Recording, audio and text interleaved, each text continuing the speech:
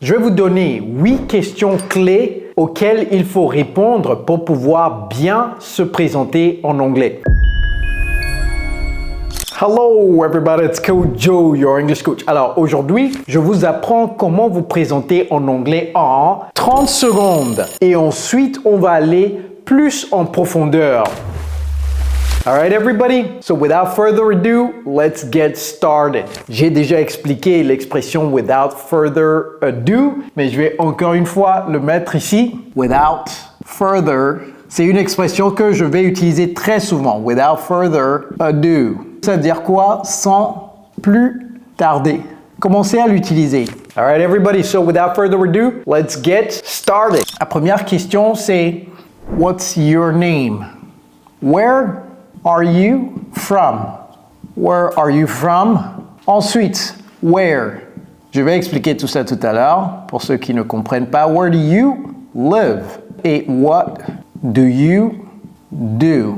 4 questions qu'on peut poser très rapidement auxquelles il faut répondre. What's your name? Donc, what's my name? Where are you from? Where am I from? Where do you live? Where do I live? What do you do? What do I do? Ensuite, what are your hobbies? Do you have any brothers and sisters? All right. Ensuite, how old are you? Et pour terminer, what is your relationship status? Ça se prononce status. All right. Donc, number 1, what's your name? Quel est ton nom? Number 2, where are you from? Where are you from? C'est d'où êtes-vous? Number 3, where do you live? C'est où est-ce que vous habitez? Ça peut être différent de d'où vous êtes, ok? C'est pourquoi il faut répondre séparément à ça. What do you do? C'est la même chose que quelle est votre profession? Vous n'avez pas besoin d'ajouter in life. J'entends très souvent les francophones dire what are you doing in life? D'abord, ce n'est pas au présent progressif, donc ce n'est pas what are you doing, mais c'est plutôt what do you do? Et vous n'avez pas besoin d'ajouter in life, all right? What do you do, tout simplement. Donc, what do you do? Quelle est votre profession? Ensuite, en deuxième partie, donc j'ai scindé parce que ça, c'est extrêmement important. Ok, ça, c'est moins important. Surtout en entretien d'embauche, c'est moins important. Ça, c'est plus important. Alright? Et on parlera d'entretien d'embauche également. Attention, tous ceux qui n'ont pas encore souscrit à ma chaîne YouTube, souscrivez-vous à la chaîne parce que je publie des vidéos extrêmement importantes. Si vous voulez apprendre l'anglais, il faut nécessairement vous souscrire à la chaîne, aimer la vidéo, partager la vidéo et bien entendu, activer la cloche de notification pour ne jamais rater mes vidéos. Donc, on fera les réponses aux questions clés d'entretien d'embauche. Ouh, cette vidéo-là, ça va être superbe, je le sens. Mais ça, c'est déjà très bien parce que ça vous permet déjà de commencer des conversations avec n'importe qui. Alright, hobbies, c'est quoi? What are your hobbies? C'est vos loisirs. Alright, do you have any brothers and sisters? Est-ce que vous avez des frères, des sœurs? How old are you? Ici, il faut ajouter quelque chose. Parce que, vous savez, quand vous posez cette question à quelqu'un, surtout aux femmes, quel âge as-tu ou quel âge avez-vous? Ça fait un peu bizarre, n'est-ce pas? Donc, il faut ajouter quelque chose pour amadouer un tout petit peu la personne en disant si ça ne vous dérange pas. Ok? Quel âge avez-vous si ça ne vous dérange pas? C'est-à-dire si la question ne vous dérange pas. Donc, how old are you? Comment dire si ça ne vous dérange pas? C'est if you don't mind me asking. How old are you if you don't mind me asking? Si ça ne vous dérange pas que je vous pose cette question. What is your relationship status? J'ai déjà dit ça, c'est status. C'est comme si c'était un i là-bas, status. Ok? 8 questions clés et ensuite on va aller un tout petit peu plus en détail. Donc, what's your name? Where are you from? Where do you live? What do you do? What are your hobbies? Do you have any brothers and sisters? How old are you? What is your relationship status? On peut également dire what is your marital status? Marital. Je vais écrire ça. Vous pouvez mettre marital. Les Américains vont dire marital. Marital. Parce que vous entendez what is your marital status? Ok, donc vous savez qu'ils disent marital, mais ne dites jamais marital. Je vais me présenter très rapidement et vous allez voir que top chrono, ça va prendre moins de 30 secondes. My name is Kojo. I'm from Togo and I live in Morocco. I am an English coach. I love shooting videos for YouTube. I have one brother and no sister. I am almost 44 years old and I am married. Vous voyez, environ 15 à 20 secondes. All right? Donc, essayez de bûcher cela. Littéralement, essayez de bûcher l'ordre également. Ne commencez pas par ici. Ne dites pas « Hi, my name is Kojo and I'm 44 years old ». Ça fait bizarre, n'est-ce pas? Donc, commencez par le plus vague, c'est-à-dire le plus public au moins public. Vous voyez, donc en fait, c'est comme un tonneau. Du plus public, c'est-à-dire ce que vous allez mettre sur LinkedIn jusqu'à ce que vous n'allez pas mettre sur LinkedIn. All right? Maintenant, j'ai promis qu'on va aller plus en détail, n'est-ce pas? C'est pourquoi j'ai laissé de l'espace à gauche et à droite. Vous pouvez poser ces questions à quelqu'un également. Hey, what's your name? Nice to meet you. What's your name? Vous voyez? Donc, immédiatement, lorsque vous serrez la main à quelqu'un que vous rencontrez pour la première fois, hey, nice to meet you. Je vais d'abord écrire ça. Nice to meet you. Donc, commencez par ça. Nice to meet you. Vous voyez que j'ai pas prononcé le T, j'ai pas dit nice to meet you. Nice to meet you. Vous avalez le T. Ou bien nice to meet you. Vous pouvez dire ça également. Nice to meet you. All right. Donc, nice to meet you. Vous serrez la main. Hey, nice to meet you. What's your name? Si vous connaissez le nom de la personne, ne posez plus la question what's your name, ok? Donc, sautez ça immédiatement.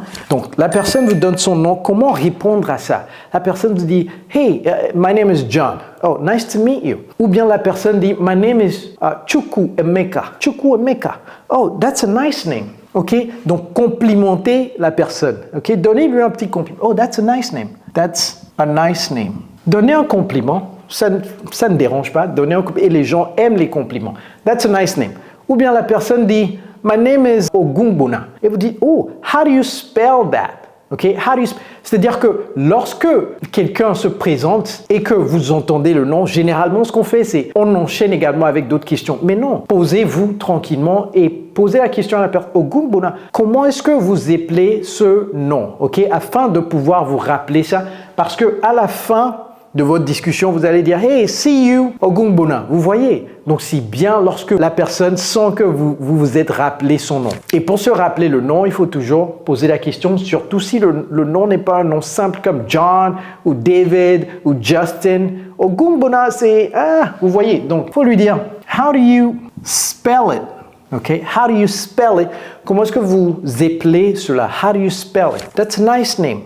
How do you spell it? Vous pouvez ajouter d'autres choses également, hein, comme par exemple, oh, do you have any other name? Oui, mais ça fait un peu, c'est-à-dire si la personne dit, mon nom c'est Ogungbona, mais vous voulez un nom plus simple que ça, il ne faut pas dire, do you have any other name? Parce que ça fait bizarre, c'est-à-dire que vous ne voulez pas faire l'effort de vous rappeler le nom de la personne. Vous voyez? Donc là, c'est ça la nuance en fait sociale. La nuance sociale, c'est que vous ne voulez pas faire d'effort pour vous rappeler le nom de la personne. Donc vous pouvez dire, can I call you? Et puis ici, vous mettez le nom le plus court. Par exemple, si son nom c'est Carmelia, can I call you Carmel? Vous voyez? Carmelia, can I call you Carmel? Ou bien, my name is Patrick. Can I call you Pat? Vous voyez, can I call you Pat? Mais généralement, c'est les noms les plus longs qu'on essaie de raccourcir. All right? Donc ça, c'est pour what's your name. Maintenant, where are you from? Qu'est-ce qu'on peut demander de plus? Parce que lorsque vous dites where are you from, la personne va dire oh, I'm from Congo. Oh, wonderful. Okay. Were you raised there? I'm from Congo. Oh, were you raised there? Vous voyez, est-ce que vous avez grandi là-bas? OK, were you raised there? OK, where are you from? La personne va dire, I'm from Gabon, par exemple. Oh, where in Gabon? Vous voyez, maintenant, vous voulez aller plus en profondeur. Donc, where in Gabon? Et la personne va dire, oh, from Libreville. OK, from Libreville, la capitale, par exemple. From Libreville. Oh, OK. Wonderful. Et vous dites wonderful. Ayez des interjections pour étoffer la conversation, pour qu'il n'y ait pas de temps mort. Oh, wonderful. Oh, great. Vous voyez? Oh, I know somebody from there. OK? Ou bien, my best friend is from Libreville. Donc, enchaînez avec des choses comme ça. Oh, mon meilleur ami est de Libreville. Vous voyez? Enchaînez comme ça. All right? Did you go to school there? OK? Ou bien, did you go to school in Libreville? OK? Do your parents live there? Vous voyez que j'ai pas conjugué ça au présent progressif, n'est-ce pas? J'ai pas dit are your parents living there? Parce que le fait de vivre quelque part, c'est permanent. Donc, lorsque c'est une action permanente, il faut utiliser le présent simple de l'indicatif. Alright.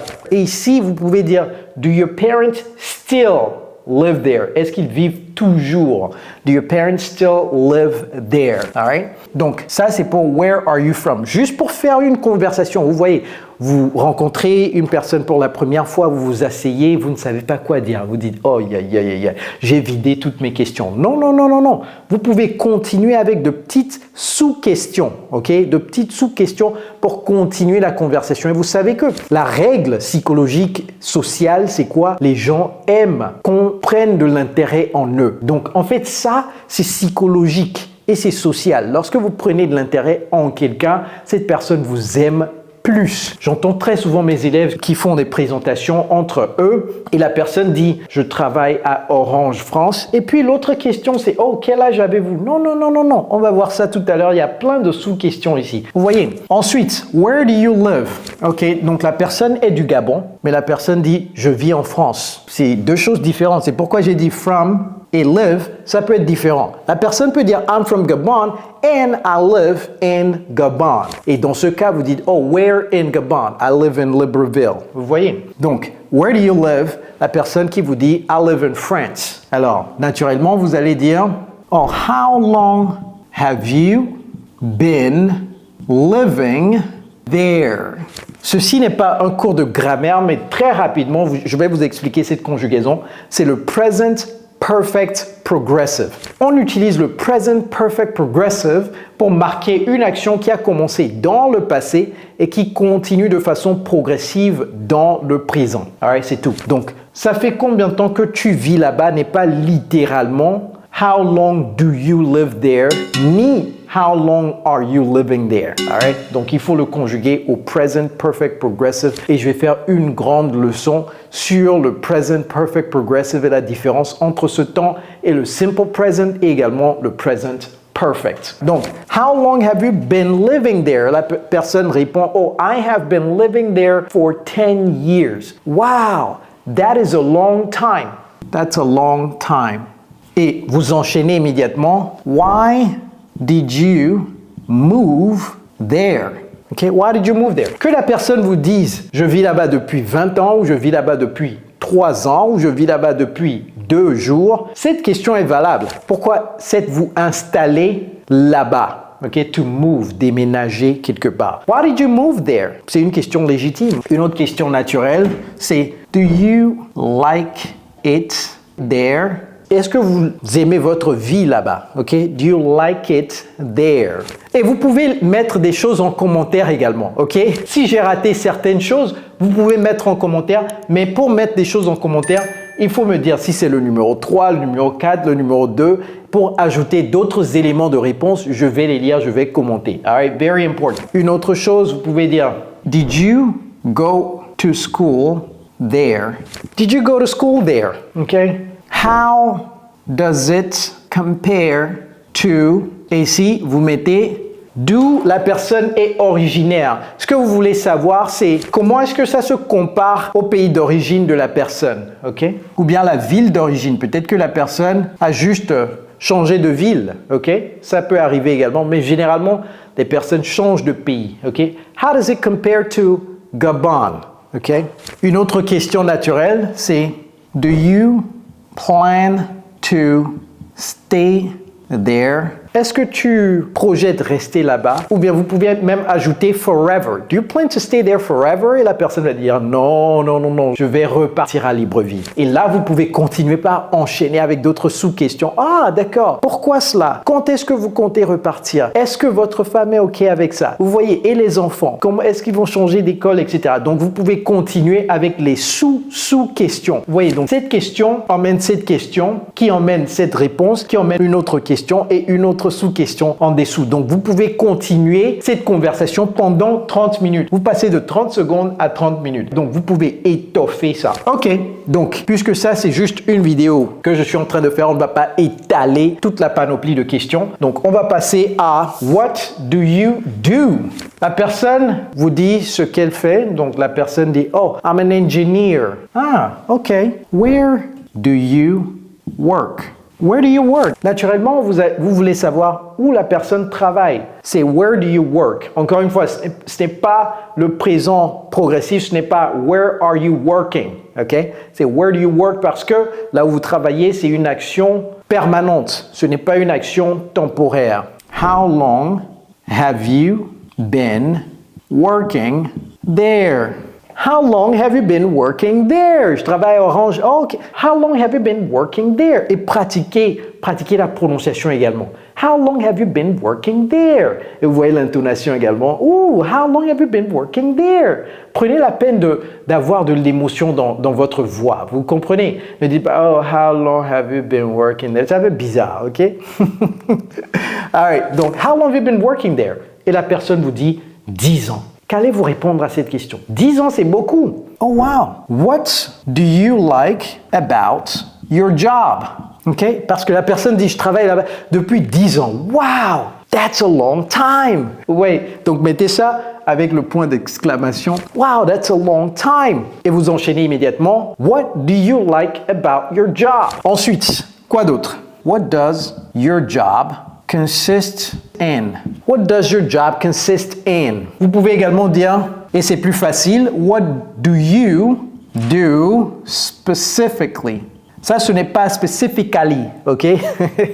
Ce n'est pas specifically. Ça s'écrit specifically, mais ça se prononce specifically. Specifically. What do you do specifically? Maintenant, vous avez deux choix. En fait, vous avez plusieurs choix, mais j'en ai mis deux. What does your job consist in? Ne mettez pas S à la fin de consist parce qu'on a déjà conjugué ça. All right? Je ferai des leçons sur les conjugaisons. Donc, si vous n'êtes pas déjà souscrit à la chaîne, vous savez ce qu'il faut faire. La personne dit, je travaille à Orange, tout simplement, et vous n'avez pas demandé, ça fait combien de temps la personne travaille là-bas, ou bien vous avez demandé, la personne dit, oh, ça fait 1 an que je travaille là-bas. Naturellement, vous allez lui poser la question, oh, est-ce que vous aimez votre travail? Vous pouvez poser la question, c'est normal. Oh, do you like your job? Et la personne va dire of course. Ou bien la personne va dire, I'm looking for a new job. Et là, ça vous ouvre encore plus à d'autres sous-questions. Wow, pourquoi vous cherchez un autre travail? Qu'est-ce qui se passe là-bas? Vous n'aimez pas l'entreprise, vous n'aimez pas votre boss, vous n'aimez pas vos collègues. Vous voyez,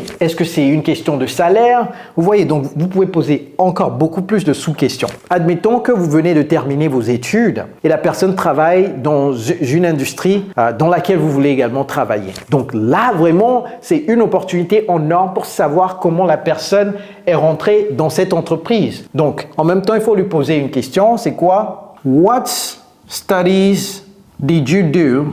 Quelle étude as-tu fait? Quelle étude avez-vous fait? C'est très important, parce que si vous avez fait marketing et vous voulez travailler dans une banque d'affaires, la personne est en banque d'affaires et la personne vous dit, oh, j'ai fait des études de finance. Vous voyez, marketing et finance, c'est pas la même chose. Donc, vous allez lui dire, oh, moi, j'ai fait finance, moi, j'ai fait marketing. Pourquoi avez-vous opté pour la finance? Vous voyez, donc là, il y a encore des tas de questions des tas de sous-questions qu'on peut mettre ici. All right, what are your hobbies? What are your hobbies? La personne dit, oh, j'aime le foot. OK.